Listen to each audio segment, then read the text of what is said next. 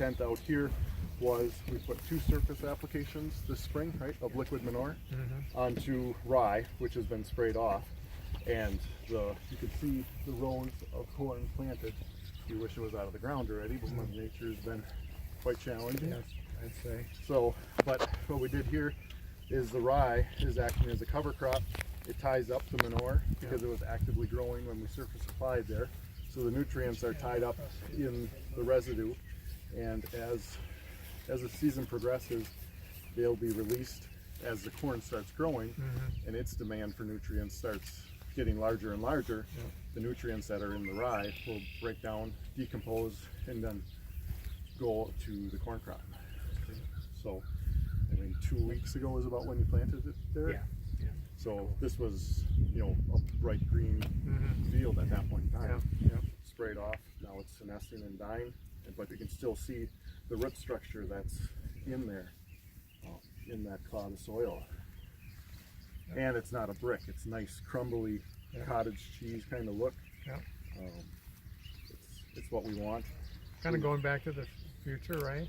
Yes. Then cover crops used to be a big thing when I was growing up. Yep. So we've got that cottage cheese look.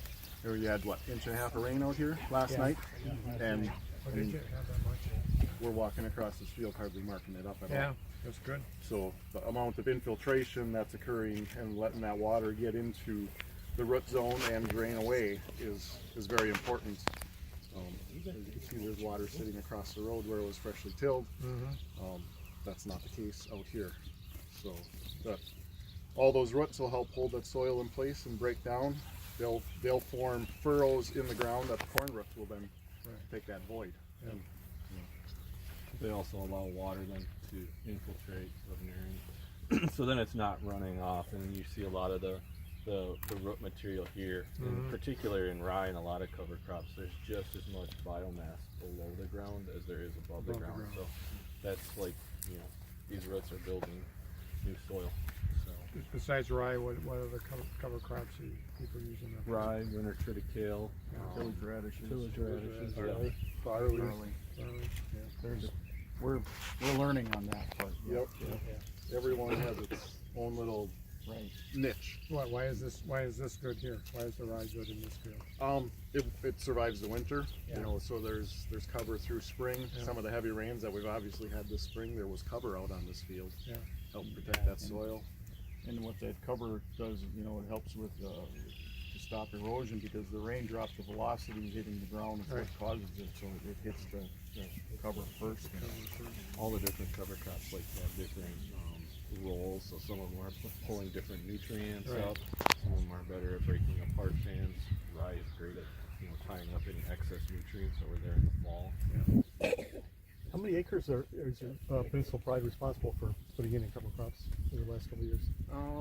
2 years ago, I believe we were at about 8,000 or 9,000, and I think this past year we were at about 10 to 11,000 acres. So there's substantial increase of cover crop acres, and that is not all cost shared acres. Many of the farms are putting a lot of these cover crops in on their own dime, seeing their own benefit to the soil erosion protection, and you know, the other benefits that come with the cover crops. Increase their costs though, right? Sometimes it's a learning curve. There's no doubt. I mean, there's increased costs to dealing with it. It's a different set of management challenges that we've had to learn and adapt to. So like the goal of Peninsula Pride and also the demonstration farms here in RCS is just to really, for these guys, to show other farmers in this area the benefits of the cover crops. So other folks are looking towards them and learning lessons. What kind of response do you get from other farmers? Good. Yeah, No questions. A lot of people come out to see the demonstrations, or when we have the text messages that we put out to come and see what we're doing today. We do a field day on the fly, it's called. It's just a text service. Oh, really? Yeah, because we're dealing with Mother Nature. So if we're planning for tomorrow, it might rain and the field day's off or the tour's off, but it works really convenient because text is just something that can be sent out. And instead of 2 days from now, we're moving it up a day. It works really well, and we've had good response on all 4 demo farms. So different crowds coming out. We're seeing different people visiting the farms and new faces. So that's what we want to see on on the demo farm network. Yeah, I was at a farm that was doing cover crops down in Brilliant, I think. Had good success on it. Yep. Very good success. Good, great. So that's the the groundwater protection and the pathogen. I mean, from groundwater and surface water. You know, reduce that erosion, tie that nutrient up, utilize that nutrient right there in that root zone, and keep it cycling there. Yeah. This is a photo of minimum disturbance injection of manure in a rye field from last year. Really? It works really well. And I think it holds promise for the future to do that. How deep do you go to It's inject only it? a few inches. Depending on different tools. Sure. So that's a big change from other practices where we're inverting the soil and disturbing the Right. covers, where we can still get the nutrients in the Minimum ground. disturbance. Yeah. And it appeared to work really, really well. This is a photo of Nice. this is planted corn Mm-hmm. in there, and manure was applied over the top of that last year. The cover crops were in better shape last year than this year. Yeah. When it was we got planted a little earlier. Looks good. Good work. This might be a good time to talk about the size of the organization overall. We've got, for a 3-year-old organization, it's Kewanee in southern Door County, we've got 50 farm members and about 50,000 acres and 50,000 cows. So it represents about half the acres and half the cows in a county and a half region. So it started out as a small undertaking, but we've got a lot of support, a lot of participation from other farmers. It's also a very good time to introduce some of our collaborators, because if we were just 50 farmers running around trying to figure things out, we wouldn't be quite as quickly as we had. Barry's been a great resource to us, coming from the federal government with the Demo Farms program. Davina from our county soil, land and water department, as well as Aaron Hansen from Door County. They've been great collaborators. They're oftentimes people are used to thinking about the regulators and the farmers as being at cross purposes, but we don't do that.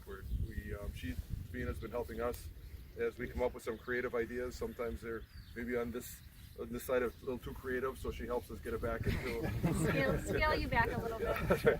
But she's never gotten in the way of what we're doing. She's been a great resource.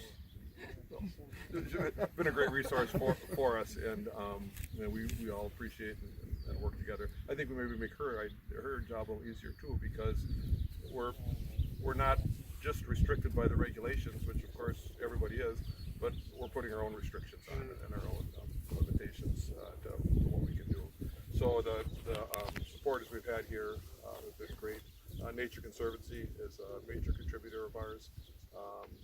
Our funds come from both the members' dues, we're a dues-paying organization, but also donations from places like Nature Conservancy, from the federal government, from the state government with DATCAP, the Farmer-Led Watershed Initiative. It's been huge for us.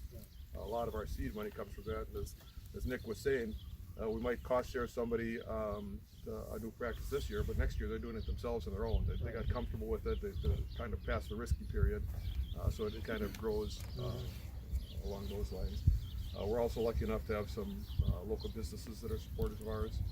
So it's truly a team effort up here on the peninsula. We're all committed to the idea that we can have both farms and clean water. Local bankers. Oh yes, yep. And there's several of the local banks. Community State Bank Community Investors Community Bank is here somewhere. Chris is on our board of directors. He's a treasurer, and he and his bank have brought a lot to what we're doing also. What can the state do to help? Well, we not only appreciate what farmer-led grants have done, but any increase to that program will put to good use. Yeah. Our overhead is virtually zero. What the money that we take in, we do give to our members for trying new practices. A small amount of advertising for what we're doing in terms of, we'll be putting up field signs this year with QR codes on, so somebody can drive by a field and there's a Peninsula Pride Farms QR code. They can take the picture and there'll be a description as to what's going on there and why it's going on. Right now, as you know, about 1% of the people farm anymore, 99% don't. So one of our challenges is just, and it's as much our fault as anybody's, is to get those communications open again with the non-farm public. Yeah, that's what we were talking about. Yeah, let them know what we're doing and why we're doing it, then it kind of makes sense. Yeah.